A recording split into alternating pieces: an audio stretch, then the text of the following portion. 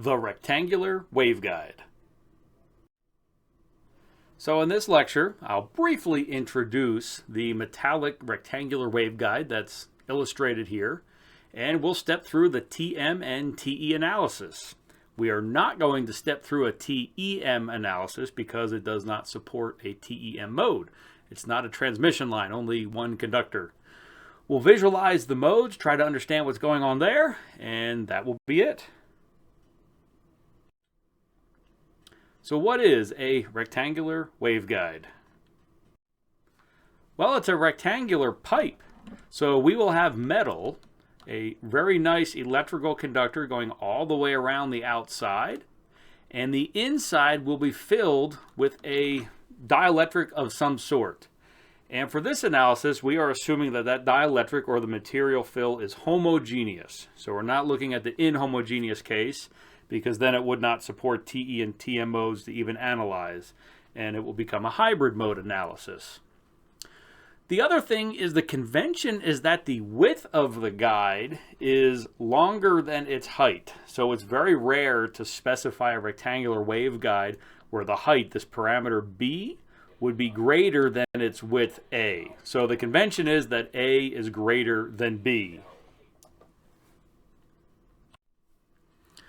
Now, when we analyze this is a great waveguide to analyze after parallel plates because the rectangular waveguide is very much like two parallel plate capacitors. And I'm trying to visualize this on the right. So we have two parallel plates. One would confine vertically, the other would confine horizontally. If we overlap them, we get a little channel down the middle. And that is very much like our rectangular waveguide. And so when we analyze this, we're going to have that in mind. So it's a great waveguide to analyze right after analyzing parallel plate waveguides.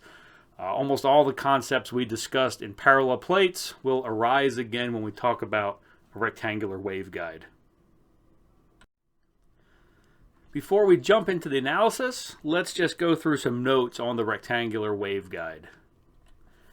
It's probably the most classic example of a channel waveguide, and that's because it's very simple to analyze. Practically, it was one of the first waveguides used for microwave frequencies. As I mentioned, transmission lines above 5 to 10 gigahertz or so, depending what you're doing, become very lossy, and waveguides are the preferred way to pipe electromagnetic energy. Even at lower frequencies and at very high power, waveguides will be preferred. It's not a transmission line, and that's because it only has one conductor. This means it will not support a TEM mode, so we're not going to bother to try to analyze that for the rectangular waveguide. So, it does not support a TEM mode. The TEM mode does not have a low frequency cutoff, whereas TE and TM modes do. That means there's a certain frequency below which this rectangular waveguide is completely useless. It is a paperweight, does not support any guided modes. And that's interesting about it. Let's first do the TE analysis, and a bit like the parallel plate waveguide, this is actually the harder analysis, a little bit harder than TM, and that has to do with how we apply the boundary conditions. So let's jump right into it.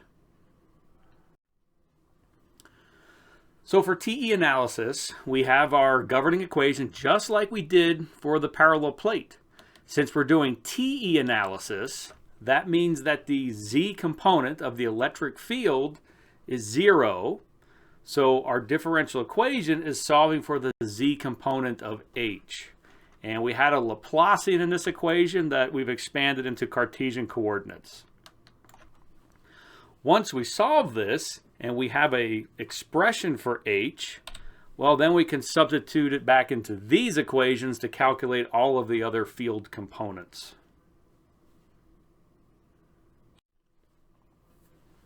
So first, we will write the general form of the solution. So we're solving for the Z component of H. And so we have the product of two terms. We have this amplitude term, which is a picture of the mode in the cross section. So it's only a function of X and Y. And then we have the e to the minus j beta z. That's what's responsible for accumulating phase in the z direction, the oscillations in the z direction. Now here's where, when we look at this rectangular waveguide, we're looking at it as if it's two parallel plate waveguides. That analogy, I think, will make this a lot easier.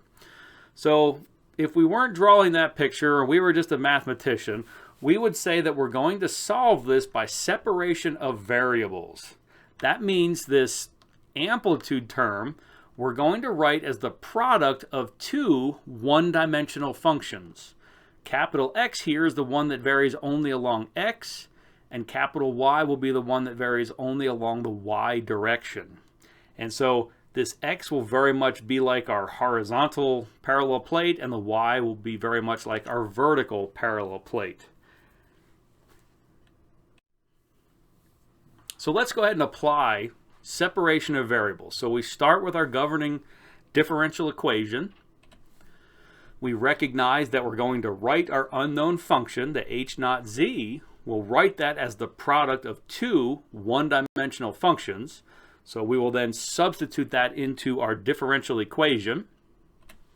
And we end up here. Now notice I dropped this parenthesis x, parenthesis y notation. Technically they should be here, but just for simplicity I've dropped them. So we've written our differential equation again, but now having substituted h for x times y. Now we notice in this first derivative that y is not a function at all of x. It is able to come to the outside. And we brought it to the outside down here. Likewise, in our second derivative, x is not a function of y, and so we bring it to the outside. Then last, our partial derivatives are written as ordinary derivatives. Because if we look up here, we have a partial derivative with respect to x of a function that is only a function of x. So the partial becomes an ordinary derivative. And I can say the same thing about this second partial derivative. It's a partial derivative with respect to y, but capital Y is only a function of y. So the partial derivative is written as an ordinary derivative.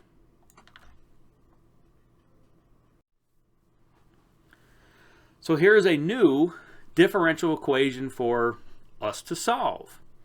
Let's first focus on the x dependence in this differential equation. So we're focusing on this term, which really means the rest of this stuff inside the differential equation is just a constant. To make this look like a wave equation, let's take this group of constants and let's just call it minus kx squared. And the reason we give it a minus kx squared is so that when we replace this with a minus kx squared, our differential equation is the wave equation. It's the wave equation in the x direction. Now let's take the same differential equation. I juggled terms around a little bit. I brought the minus kc over here. Let's focus on the y dependence. So all of the y dependent stuff is right here. And that means the rest of these terms are a constant in this equation. So let's replace that with a minus ky squared. That makes our differential equation a wave equation that's only a function of y. So we've converted our single differential equation, which is a function of x and y, really into two one-dimensional wave equations. One's only a function of x, the other's only a function of y. That is the separation of variables. We will solve these separately and then bring the solutions together. Let's do something to see if what we've done up to this point is correct. If these two one-dimensional wave equations really do represent our original single differential equation, we should be able to add them together and recover the original differential equation. So the first thing I'll do is I will rewrite those equations, but the first equation I divide by big X, and in the second equation I divide by big Y.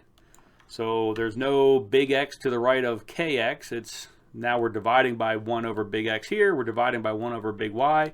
So same equations, we've just divided by big X and big Y. let's go ahead and add these two together, and we end up with a new equation. Now let's compare this to our original differential equation. So in blue at the bottom right, this is our original differential equation, and what we can see is that these two really are the same thing if we define kx squared plus ky squared as kc squared. So we can easily do that, and we do recover our original differential equation from both of these. So another sort of justification of this separation of variables. So we have two differential equations to solve. We've actually already solved these. We solved these when we looked at the parallel plate waveguide. So we know their solutions. We know it's a cosine plus a sine. And we can just go ahead and write that immediately. They have different constants. So our solution in x will have an a and a b, and y will have two other constants, but we can't call this a and b because these are different constants. So we have to call them c and d. Otherwise, it's the same solution we did for parallel plates. Now that we have a solution for x and y, we can bring them together. Remember, we originally wrote our solution for h naught z as the product of x and y. So if we multiply together these two general solutions, we now finally have the overall general solution for h naught z solved by separation of variables.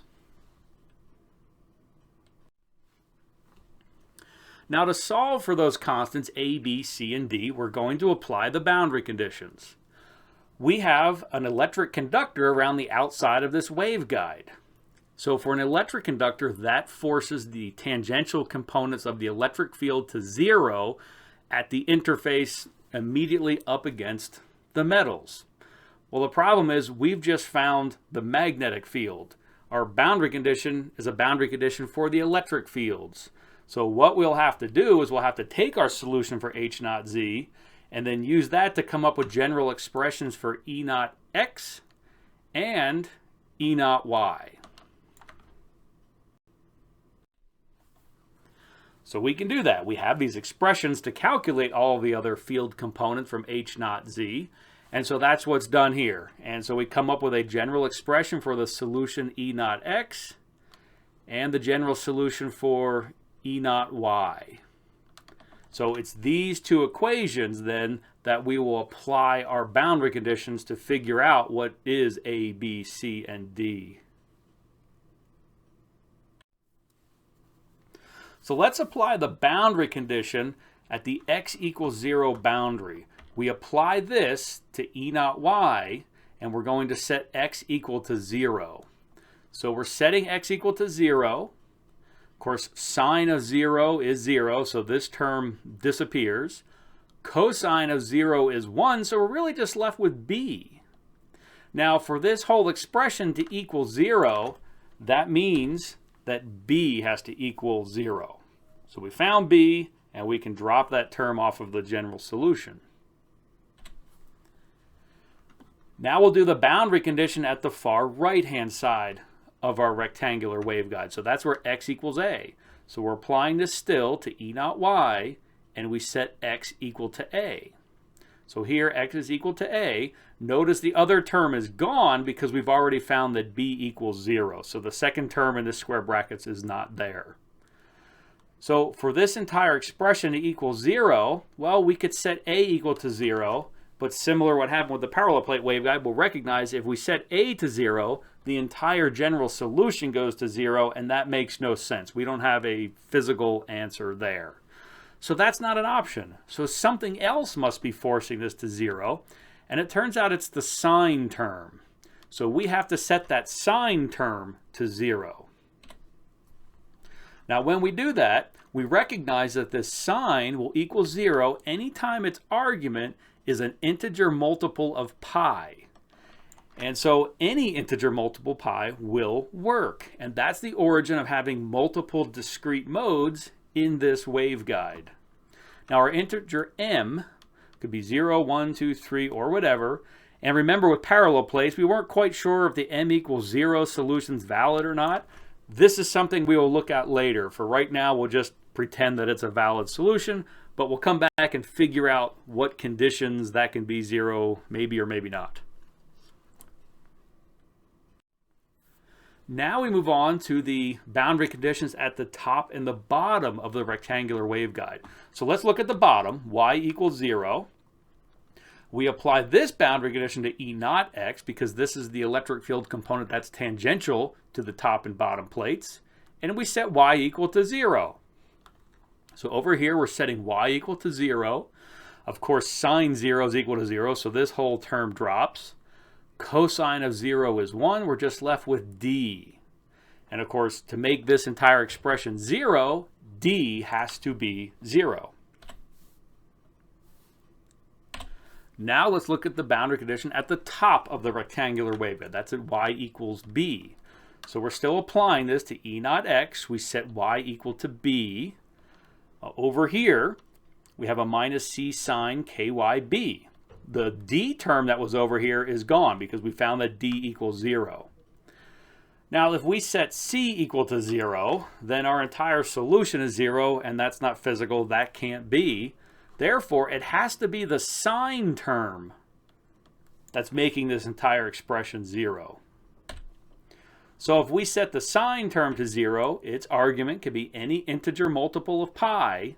So kyb has to be any integer multiple of pi. Now here I'm using n to be the integer instead of m like on the previous slide.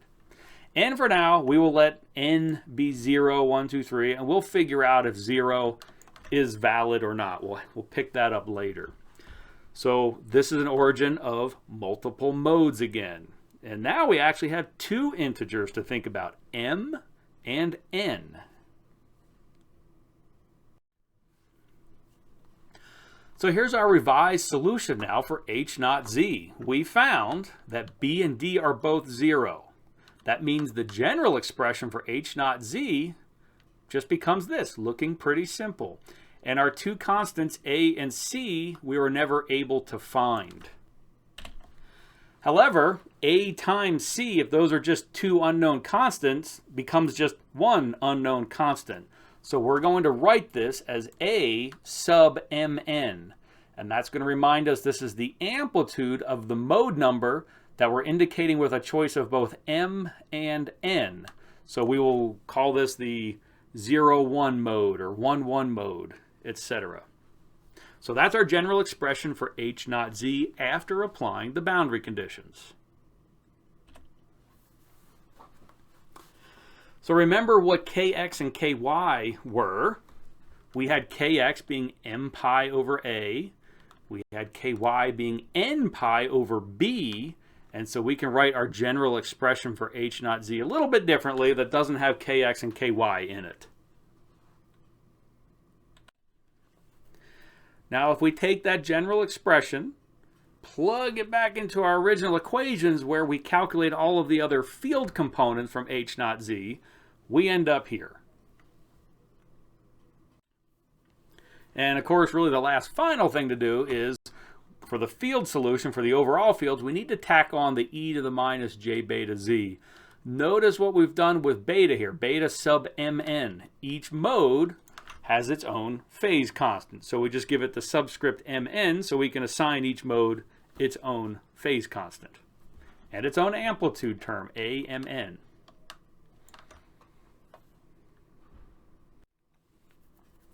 Now let's think about the phase constant. Remember from separation of variables, this kc we found had to be kx squared plus ky squared to make the separations of variables valid. Well, we know now that kx is m pi over a and ky is n pi over b, so now we have an expression for kc squared in terms of these integers m and n and the dimensions of the waveguide a and b. From this, we get our phase constant. So the original definition of this cutoff wave number was k squared minus beta squared. So we'll solve it for beta squared. K squared minus kc squared. We have an expression for kc. And now we have an overall expression for our phase constant in terms of m, n, a, and b, and of course little k. So clearly each mode, indicated by m and n, has its own phase constant. Now on to the cutoff frequency. So we'll back up to where we're using the cutoff wave number in our definition of our phase constant. We have the square root of two numbers. And the phase constant should be real. That means the argument inside the square root has to be positive. If this goes negative, we will get an imaginary beta, and that does not make any sense. That actually corresponds to a cutoff mode. So we need k squared greater than kc squared to be talking about a guided mode. And this is why we call the kc our cutoff wave number, and why it actually controls what is our cutoff frequency. So we need k greater than kc. And so from this, we can calculate a cutoff frequency just like we did for the parallel plate waveguides. So we need k greater than kc. We know that k is omega times square root of mu epsilon, so here's our frequency term that appears.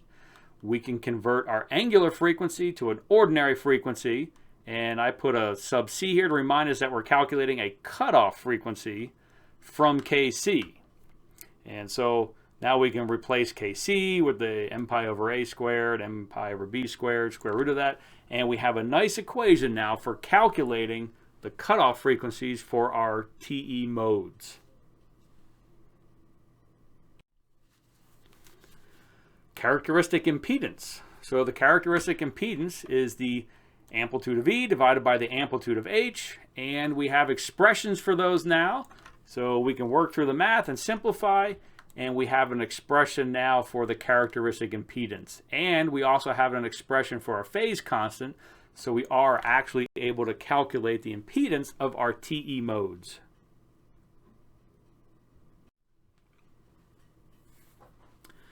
Let's think about the cutoff for the first order TE mode.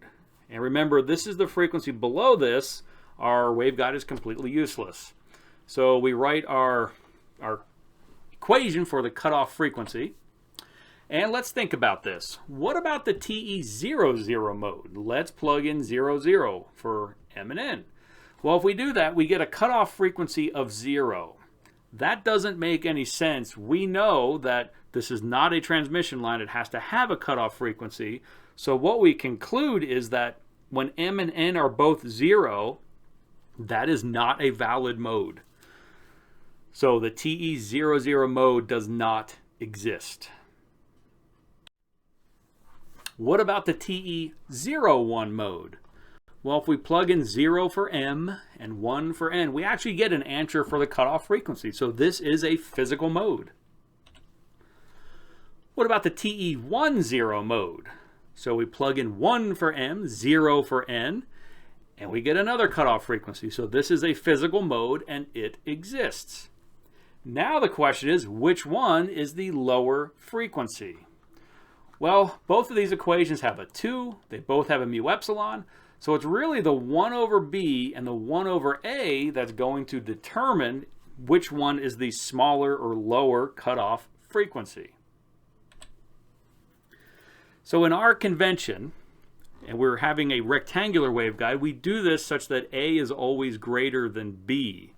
So if a is greater than b, then a is going to be the bigger number. So dividing by a will lead to the smaller number. That makes the TE10 mode the lowest order of the TE modes. And I'll add that we can't yet conclude that this is the fundamental mode of the waveguide simply because we haven't looked at the TM modes. It might be that the lowest order TM mode has a lower cutoff frequency than the lowest order TE mode. We don't know that yet because we have not analyzed the TM modes. But among the TE modes, the TE10 is the lowest order. Now, if for some reason you were violating convention and you made B greater than A, then it would be the TE01 mode that is the lowest order. But we don't do that. Our convention is that A is always greater than B.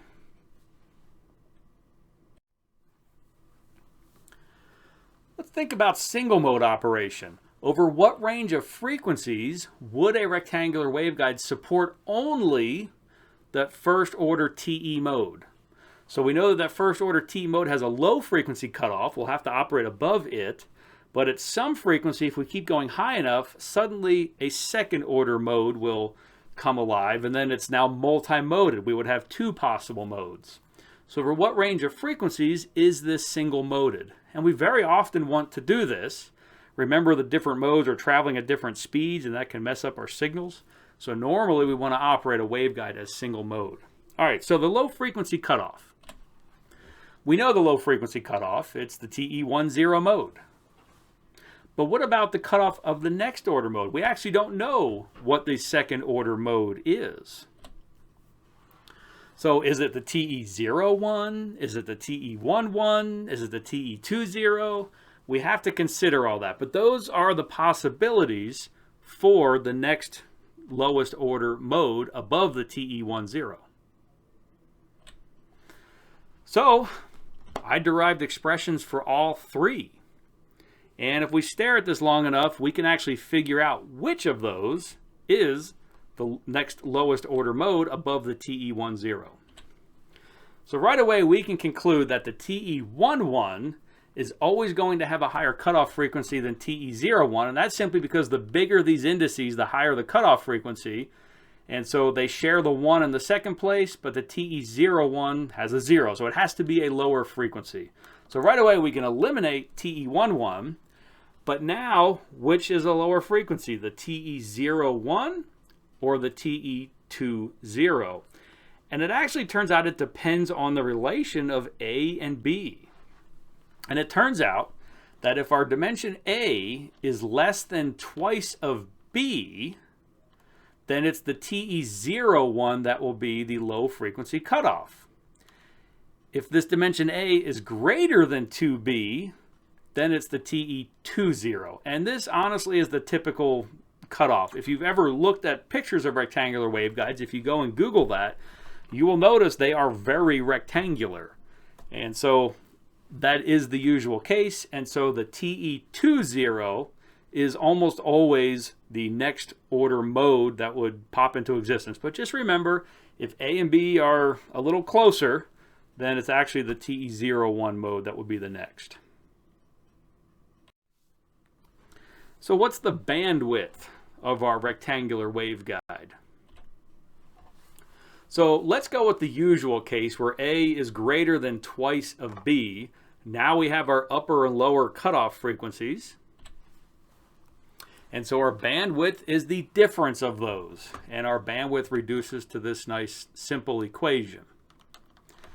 Now, I want to introduce another concept, something called fractional bandwidth. And here is why that's meaningful. Let's say I have a waveguide design and I get some bandwidth. Let's say the bandwidth is 1 gigahertz. If I take that waveguide and I shrink all physical dimensions by 2, so it's half the size in all ways, it turns out the bandwidth will double. And that's because it's operating at a higher frequency now. However, it's really the same waveguide, just scaled. So we would like some measure of bandwidth that doesn't change as you scale the size of the waveguide. And it turns out we have that, and it's called the fractional bandwidth. So the fractional bandwidth is the bandwidth normalized by dividing by the center frequency. And if we do that for these two frequencies up above, it turns out we actually get a number, 66.7%. So as long as that A is greater than 2 times B, really no matter what our choice is of A above that, our bandwidth is always 67%. Fractional bandwidth is 67%. And no matter how we scale that guide, that 67% is always the same. So fractional bandwidth, to me, is the more meaningful way to measure the bandwidth of a waveguide. Let's do an example. Let's say we have an air-filled rectangular waveguide. That is the most common case, although we could fill it with a dielectric, but let's use air. And let's say that A, the width of the rectangular waveguide, is 3 centimeters, and B is 2 centimeters. So first question is, what is the cutoff frequency of the waveguide? Now, when we say the cutoff frequency, one thing that might be in mind is cutoff frequency of which mode? There's a whole bunch of modes, and they each have their own cutoff frequency. So normally when we just say the cutoff frequency, what is meant is the cutoff frequency of the absolute lowest order mode. And so below that, no modes would be supported. Well, we know that cutoff frequency, and given these dimensions, we calculate that to be 5 gigahertz. So if we tried to use this waveguide at 4.9 gigahertz, we just could not squeeze that wave into the waveguide. Our frequency has to be 5 gigahertz or higher in order for that waveguide to support a mode. Next question, over what range of frequencies is the waveguide single mode? Well, we've calculated the lower number, but what's the upper number where the next order mode suddenly pops into existence? And that would be our range of frequencies. Well, in this case, A is not greater than 2B. So the second order mode in this case is the TE01, not the TE20. So we'll plug in our equation for the TE01 mode, and we get 7.5 gigahertz. So our final answer is this waveguide is single mode from 5 to 7.5 gigahertz. Below 5 gigahertz, no modes exist. Above 7.5 gigahertz, we have at least 2 modes that would be supported by that waveguide. What's the fractional bandwidth of this waveguide? Well, we know the bandwidth, we just calculated it. We can divide by the center frequency, and in this case, the way I'm calculating the center frequency is that I'm averaging the upper and lower frequency. And when I divide by 2, that 2 comes up here and our 100% becomes 200%. So we throw in our numbers and we get 40%. So by making A less than 2B, we've hurt the bandwidth. And this is actually the reason that rectangular waveguides are so rectangular, because that's how we maximize the bandwidth of the waveguide. So let's plot the phase constant and effective refractive index for the first and second order modes all the way from DC up to 15 gigahertz. So we need some equations to do that. So we have our phase constant, and if we plug in 1 and 0 for M and N, here's the phase constant we get. If we plug in 0, 1 for M and N, we get a second phase constant. And so we want to plot these as a function of frequency. The effective refractive index, it's really just our phase constant divided by this K0 term. So once we calculate our beta, we divide by K0, and then we'll get our effective refractive index. Okay, given those equations, I've summarized the equations that we derived up here, and down below we're plotting it. The plot on the left is the phase constant, and the plot on the right is the effective refractive index. Let's look first at the phase constant. Remember, the low order cutoff frequency was 5 gigahertz. That's why below that we don't see any beta. It starts here at 5 gigahertz, and from there it increases. And it has a little elbow region, but at some point it just becomes a straight line. And getting a little bit advanced here in a side topic, we're looking at this curvature here, and that really means that the waveguide is very dispersive. If we have a signal occupying this bandwidth, each of those frequencies are going to be traveling at a different speed. We really want to operate above that low order frequency where this line becomes straight. And that's where they're all going to have the same effective refractive index. So we tend not to want to operate right near a cutoff. The second order mode does not exist until 7.5 gigahertz, and then it also increases linearly. And so we can plot the effective refractive index. Notice this is always less than 1. That's telling us that these modes in the waveguide must be traveling faster than the speed of light. Does that bother you? Well, let's plot the velocity. as a function of frequency, which of course just comes directly from the effective refractive index. So we take the speed of light, divide by our effective refractive index, and we have the velocities. So here's what they look like. Notice right at cutoff, our velocity is huge. It actually approaches infinity. Certainly right above that, we have some very fast propagation, but then it sort of converges to 1, and we go way up high. So way out here at super high frequencies, the mode in the waveguide is traveling immediately at the speed of light. But realistically, if we're operating this as a single-moded guide, we're operating right here. And the mode actually seems to be traveling faster than the speed of light. So I'll ask it again. Does that bother anybody? What's going on here?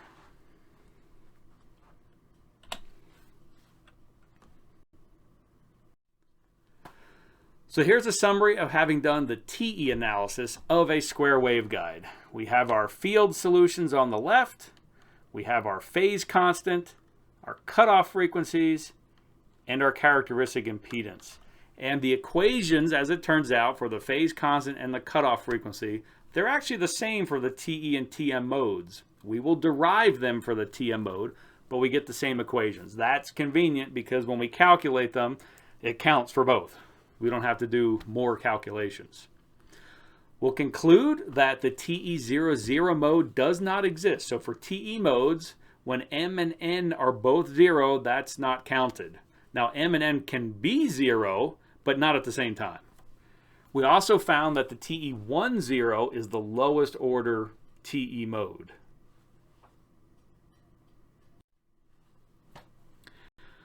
We're going to repeat everything we just did, but for the TM modes. Let's remember what happens for TM analysis. So TM means transverse magnetic. That means that the longitudinal component of the magnetic field has to be 0. So the magnetic field only has transverse components. Since that's 0, that means the differential equation that we're solving for is for the z component of E. So that's what we'll proceed with. And once we find an expression for E naught z, we can plug it into these equations to find all of the other field components, and then we would have obtained our solution. So that's what we're going to do. The general solution for the guide is the electric field is written as the product of two terms. The first is the amplitude profile. It's a picture of our mode in the cross-section of the waveguide. So it is only a function of x and y, and it does not change. The second term is the e to the minus j beta z. This is what's responsible for oscillation or accumulation of phase as our mode is propagating in the z direction. To solve this, we will again look at our rectangular waveguide as sort of the superposition of two parallel plate waveguides. So what we'll be doing is writing our solution as the product of two functions. One is only a function of x, so we'll just call that capital X. The other is only a function of y, and we will call that capital Y. And we can think of each of those, x and y, as a separate parallel plate waveguide. We'll analyze them as such, and once we get solutions, we will tie it together to get our overall solution for the rectangular waveguide. This is called the separation of variables. So we have our differential equation that we're going to solve. And we know that we're going to let our solution, E naught z, be the product of two one-dimensional functions. So the first step here is to plug in big X times big Y in place of E naught z. So when we do that, we end up here. And notice, just to be clear and compact, I'm dropping the parenthesis X and parenthesis Y, but make no mistake, big X is a function of only little x, and big Y is only a function of little y. I've just dropped it here. Now we're going to notice, since big Y is not a function of x, it can come to the outside of the partial derivative. Likewise, since big X is not a function of y, it can come to the outside of the partial derivative. So that's what we did here. Then last, I'm going to divide the entire equation by x and y. So I end up with a 1 over x multiplying this partial derivative and a 1 over y multiplying this. I said partial derivative. I actually meant ordinary derivative. They become ordinary derivatives because this big X is only a function of X. So our derivative becomes ordinary. Likewise, our big Y is only a function of Y, so our partial derivatives become ordinary. So two things happened at once here. We divided the whole equation by X times Y, and our partial derivatives became ordinary derivatives. So here's our new equation with X and Y. Let's first think about the X dependence in this differential equation. Everything that depends on X is in this first group of terms. That means in terms of dependence on X, all of these other terms are a constant. So let's actually call that group of terms minus kx squared. And we chose to call it minus kx squared because our differential equation now becomes a one-dimensional wave equation that's easily solved. Next, we will look at the y dependence. All of the y dependent terms are concentrated here. Notice we've moved the minus kc squared term over here, and that's to group it with the x terms. So in terms of y dependence, all of these terms on the left here are a constant. So let's just call that minus ky squared. And why did I choose minus ky squared? That's so our differential equation becomes a one-dimensional wave equation, in this case in the y direction. So we have taken our single differential equation containing both x and y and have come up with two very simple one-dimensional differential equations. So we will solve these separately and then bring the solutions back together. Again, this is called separation of variables when we do this. So here's our two differential equations, and let's test to see if this is making sense. And the way we're going to do this is manipulate those equations, add them together, and see if we recover the original differential equation.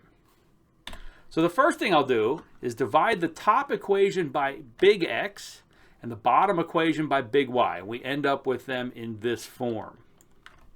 Now we will add those together. At this point, we get a single differential equation, which was the sum of our two smaller differential equations. Let's compare that to the original differential equation.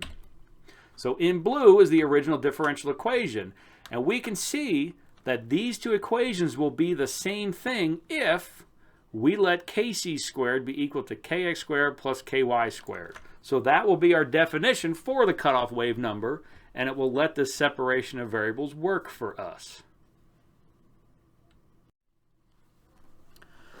So we now have two different differential equations to solve. They're actually the same differential equation, so when we get a general solution from one, we can just copy that and write the general solution for the other. These are the same differential equations that we solved in the parallel plate waveguide, so we can just go ahead and write these immediately. The only difference here is our constants. So for our solution of x, we use a and b. I can't write just a and b for our solution of y because they're potentially different constants. So I write it as c and d. And they're the same solutions we got for parallel plate waveguides, and is really why it's kind of like we're analyzing a parallel plate along x, a parallel plate along y, and then bringing them together. So now that we have expressions for x and y, we can multiply them together to get the general solution for E naught z. So here it is, our general solution. We still have yet to find what a, b, c, and d are, and we do that by applying the boundary conditions. We have an easier job here because E naught z is already an electric field and tangential to our interfaces. So it's easier than the TE analysis. So here's our boundary conditions. We don't need E naught x or E naught y or anything else because E naught z is tangential to all of the interfaces. So we just apply the boundary conditions to it. Much simpler. Maybe we should have even done the TM analysis first. So our first boundary condition is at the far left-hand side of our rectangular waveguide. So this is at x equals to 0. Of course, we're applying this to E naught z. We let x be 0. So in the first set of square brackets, we get a cosine of 0 and a sine of 0. The sine of 0 equals 0, so this whole term drops. Cosine of 0 is 1, and we're just left with a. Now, the only thing we can do to get this entire expression to be 0 is if a equals 0. So that whole first term drops off. Now we'll look at the boundary conditions at the far right-hand side of our rectangular waveguide. So we're letting x equal a. Put an x for a. Our first term here is gone because we found that big A equals 0. So this term has to somehow force the entire expression to 0. If we choose b equals 0, that forces our entire solution to 0. That's not physical. That's not correct. So the only thing that can make this expression be 0 is if somehow this sine term is forcing things to be 0. So that's exactly what happens. In order for the sine term to be 0, that means the kx times a, the argument of the sine, has to be an integer multiple of pi. This is the origin of multiple discrete modes. So in this case, m equals 1, 2, 3, and so on. And we can't choose 0 because that would be a trivial solution. It would force all the fields to be 0, which does not make any sense. So m equals 0 is not a choice for us.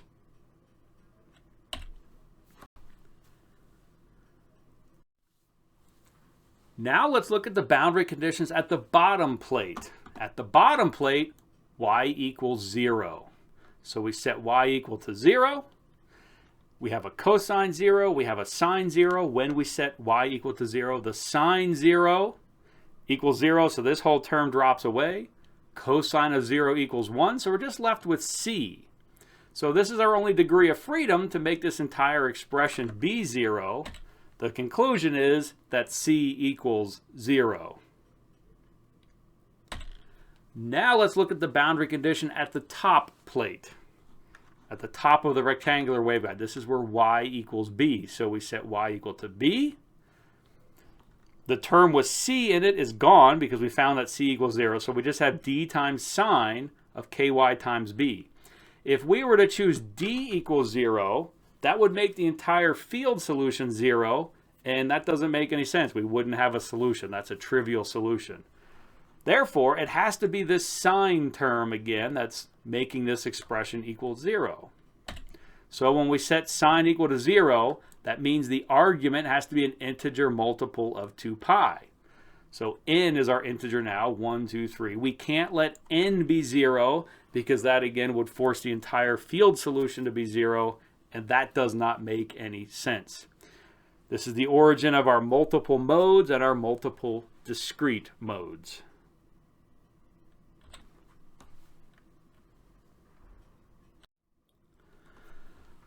Now that we've applied the boundary conditions, let's bring all of this together again. We found through the boundary conditions that big A and big C have to equal 0. So our expression for E naught Z reduces to this. And we have this B times D. We weren't able to find values of B times D. Since B times D, they're both unknown constants, their product is still another unknown constant. So we'll just call that B sub mn. And B sub mn will be the amplitude of our mn order mode.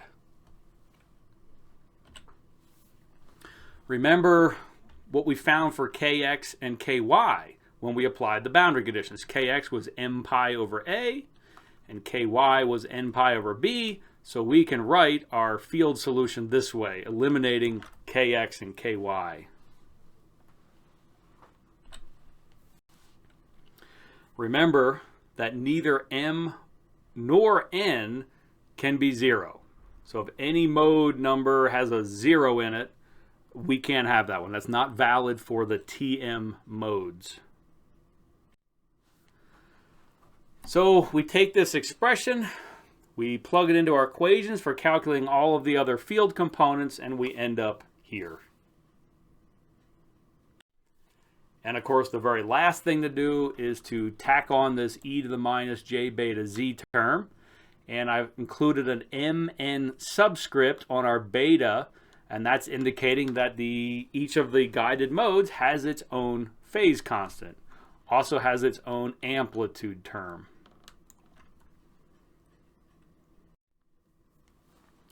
Let's think more about the phase constant. Remember our separation of variables, how we were required to define the cutoff wave number as the sum of kx squared plus ky squared. So we found expressions for kx and ky that enforce the boundary conditions. So now we have an expression for our cutoff wave number, just in terms of m, n, a, and b.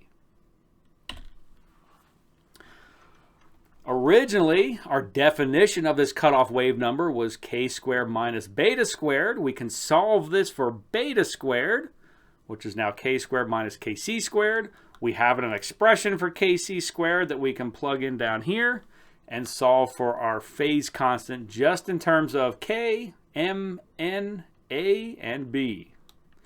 So clearly, since m and n are in this equation, the phase constant will be different for each of our modes.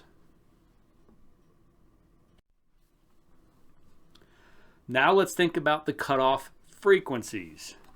So we have this general equation for beta, and in order for it to be a guided mode, the argument inside the square root has to be positive. So that means that k has to be greater than kc in order to keep that argument positive. That's why we call kc the cutoff wave number, and that's because it defines where cutoff happens. From that, we can figure out the cutoff frequency. So knowing that k has to be greater than kc, we know that k is omega times the square root of mu epsilon. Omega is our angular frequency, so that is 2 pi times the ordinary frequency being the thing that's in hertz. So we solve this for our ordinary frequency, and we can calculate the cutoff of the mn mode. And recall, that's the same equation that we had for the cutoff of our TE modes. So the equation for the cutoff frequencies is the same for TE and TM modes. That's handy because we can calculate both at the same time. The characteristic impedance for the TM modes, it's the amplitude of E over the amplitude of H. So we can plug in our expressions for E and H and simplify, and we have our final expression for calculating the characteristic impedance. And our phase constant now is known because we've done the wave analysis.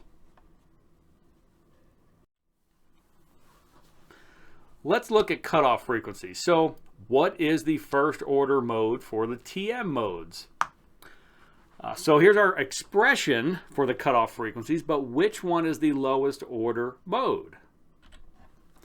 So remember, neither m nor n can be 0. So TM00 mode can't exist. TM01 can't exist. TM10.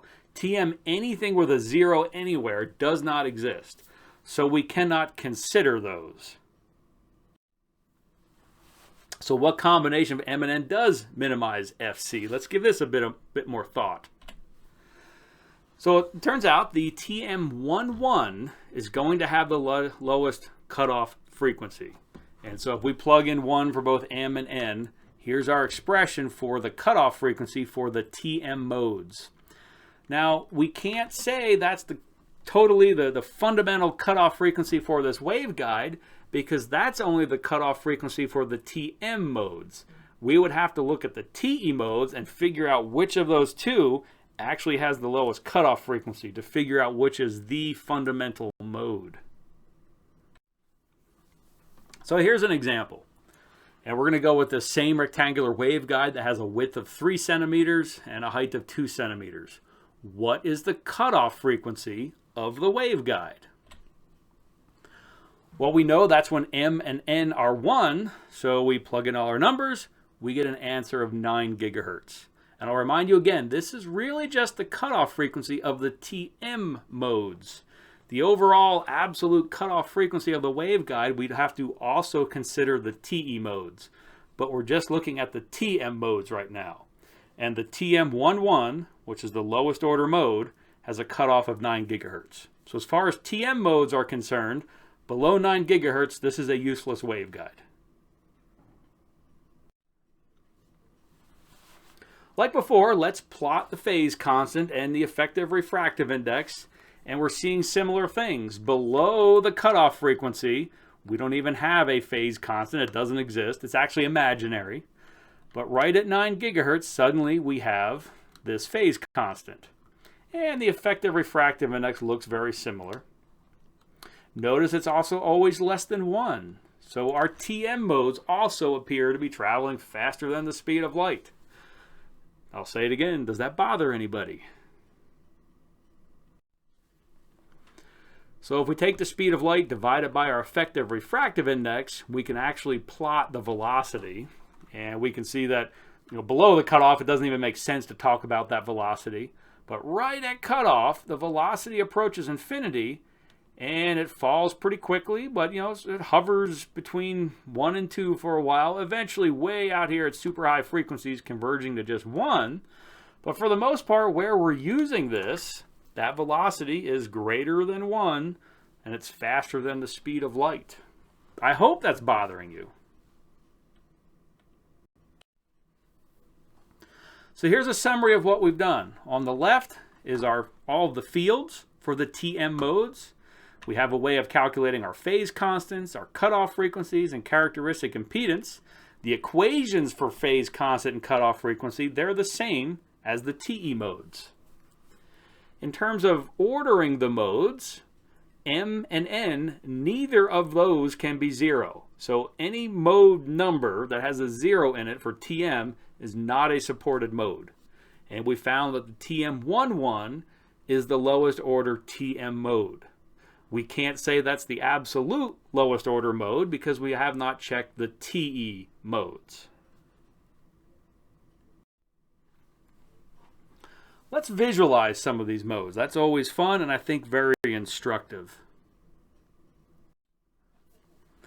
So here's an animation of the TE10 mode. So we have a 1 in that first position. That means we should see one bright spot in the X direction. And if we look at this mode profile, that's exactly what we see. One bright spot right in the middle. And no bright spots in the 0 direction, or the Y direction, sorry. And so we just see uniform field in the Y direction. So notice that mode profile, the E0, that stays the same as the mode propagates. The only thing that's happening is that we're accumulating phase. So if we include that exponential and just show the real part, that's why this bottom picture appears as if it's oscillating in and out. It's simply that mode profile accumulating phase, and we're looking at the real component of that. So that's TE10. Let's look at TE20. Now we should expect to see 2 bright spots in the X direction, and that is exactly what we see.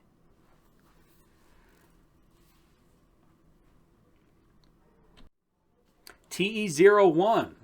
We now have M equals 0, so we shouldn't see really any bright spots in the X direction, and what we see is that the field profile is uniform in the X direction. We have a 1 in the N position, that's the Y direction. We should see 1 bright spot vertically, and that's exactly what we're seeing, 1 bright spot vertically.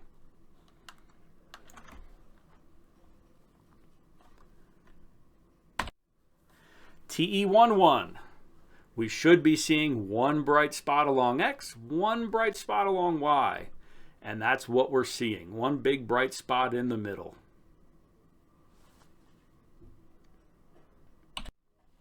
TE21 should be 2 bright spots in the X direction, 1 bright spot in the Y direction. So if we move along X, we see 1, 2 bright spots and 1 bright spot in the vertical direction. Maybe it's coming up, but what about these little things up here? Is that 3 bright spots in the horizontal direction? Not really. This middle one is one bright spot. The two on the ends are actually two half bright spots. So if we were to count the bright spots working horizontally along the top or bottom, we're counting two bright spots.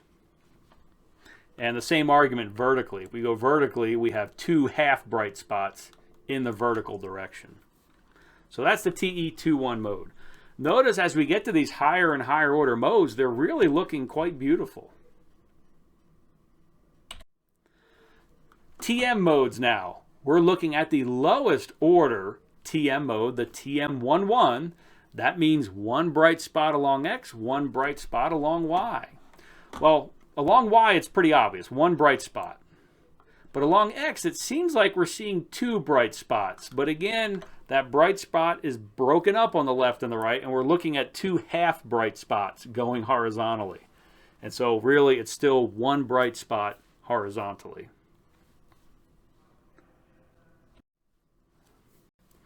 Now let's conclude what happened here. We would like to identify the overall lowest frequency mode, and this is what we will call the fundamental mode. We've been through a TE analysis, we've been through a TM analysis, and we discovered that they have the same equation for cutoff frequency. And so really, we can just look at the indices, and whichever has the lowest indices is going to have the lowest cutoff frequency. When we do that, we determine it is the TE10 mode that has the lowest cutoff frequency. Therefore, it is the TE10 mode that is the fundamental mode of the waveguide. So if we operate a rectangular waveguide and we shrink the size down so that it is single moded and only supports a single mode, that single mode will be the TE10 mode, and we call this the dominant mode. All right, let's do another example. Let's take a waveguide now that has a width of 4 centimeters and a height of 2 centimeters. And we ask the question, over what range of frequencies is this waveguide single mode? I have a little trick to show you here. We could sit down with a bunch of equations and work through this, but if you have access to a computer, there's actually a little bit easier way to do this. Here's what I like to do. I like to go to a computer, set up a for loop, a double for loop over M and N, and calculate all of the cutoff frequencies. From there, I will take that list and sort them in order of increasing frequency. And that tells me right away my fundamental mode, the very first order mode, is the TE10 mode. In this case, the next is the TE20 mode. And in fact, the TMs don't even pop up until the fourth or so mode. So immediately see that the TE10 mode is the fundamental mode, and it has a cutoff frequency of 3.74 gigahertz. Well, the question was, over what range of frequencies is this single moded? Well, we just go on our table and find the next frequency. So it is single moded from 3.74 gigahertz up to 7.48 gigahertz. And in practice, that is where we would want to use our waveguide if we desire to use it as a single mode guide. So that's how we write our final answer. That's the range of frequencies that this particular waveguide is single moded. Here are some key points from this lecture. So the rectangular waveguide is not a transmission line. We know that because it does not have two conductors. So it does not support a TEM mode because it's not a transmission line, but because we put a homogeneous dielectric in our guide, it does support TE and TM modes. If the dielectric were inhomogeneous, we couldn't do anything we've done here. We'd have to go back and do our hybrid mode analysis, which of course is much more difficult. And I don't even recommend doing that by hand, but it is much easier to do on a computer, in fact. The equations for the cutoff frequencies for TE and TM modes are the same, and that's useful because we can calculate them at the same time. We found that the TE00 mode does not exist. For the TM modes, anytime m is 0 or anytime that n is 0, none of those modes exist. We found that the TE10 is the dominant mode, and that's because it had the lowest cutoff frequency. Now the TM10 mode would have the same cutoff frequency, but remember, the TM10 mode does not exist because that would have to have n equal to 0, and that's not a valid choice for the TM modes. The other interesting thing that we keep saying is that the phase velocity of these modes routinely is exceeding the vacuum speed of light. And I hope by now that does bother people. And that is deserving of more explanation, and we're actually going to talk about that in a later lecture. Here's a summary of all the various equations. It's not really meant to be talked through in this video. It's more for you to download the notes and use as a resource.